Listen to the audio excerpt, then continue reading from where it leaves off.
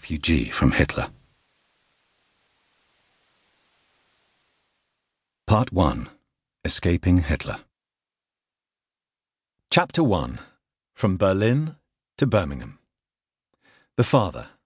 Peierls' Story to 1941. Rudolf Peierls was born in Berlin in 1907, the youngest of 3 children of Elizabeth and Heinrich. His mother died when he was 14 years old, leaving his widowed father, director of the AEG cable factory, to inspire Rudolf's early fascination with machinery, railways, and radio. At first, he wanted to become an engineer, but when his father said that his eyesight wasn't good enough, Peierls became a physicist, and partly by accident of history and geography, midwife to the atomic age.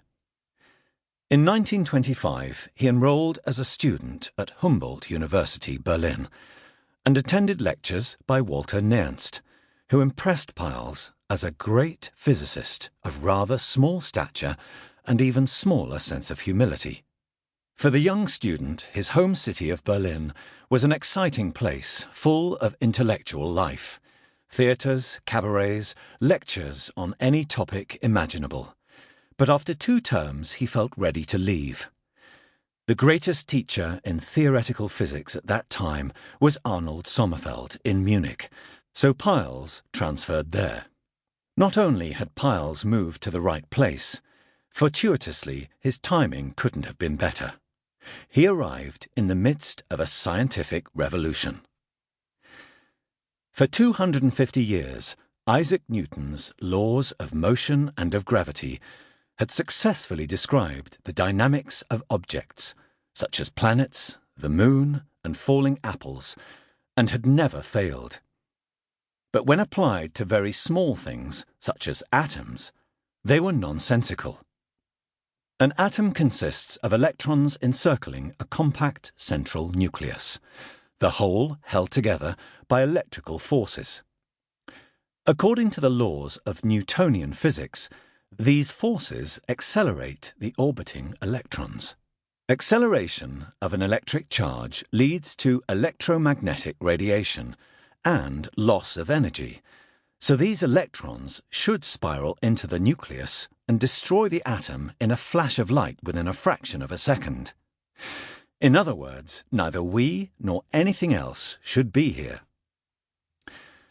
That Newton's laws are inadequate in the atomic domain was thus obvious, but the way forward was only discovered with the advent of quantum mechanics in 1926.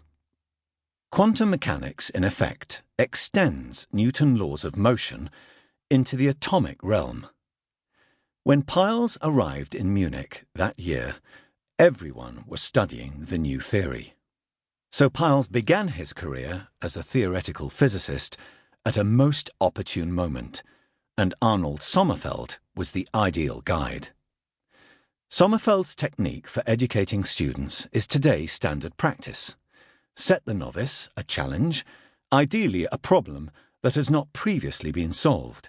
To this end, he encouraged Peierls to investigate what quantum mechanics implied for the conduction of electricity in metals. Peierls started work on this, but in the spring of 1928, Sommerfeld left to spend a year in the United States, and on his advice, Peierls moved to Leipzig. Sommerfeld had shown Peierls the way into the quantum world. Now in Leipzig, the young theorist could work with one of the founders of the new physics, and a giant of German science, Werner Heisenberg. The previous year, Heisenberg had produced his eponymous uncertainty principle, which is today recognized as the core of quantum mechanics. Heisenberg's rule governs the behavior of atoms, atomic nuclei, and the particles, electrons, protons, and neutrons, that constitute the seeds of all earthly matter. In a nutshell, it states that there is a fundamental limit to the precision with which you can measure both the position and motion of an object. The more accurately you measure its position, for example, the more uncertain is your knowledge of its motion. The same holds true in reverse. Precision measurement of an object's motion comes at the expense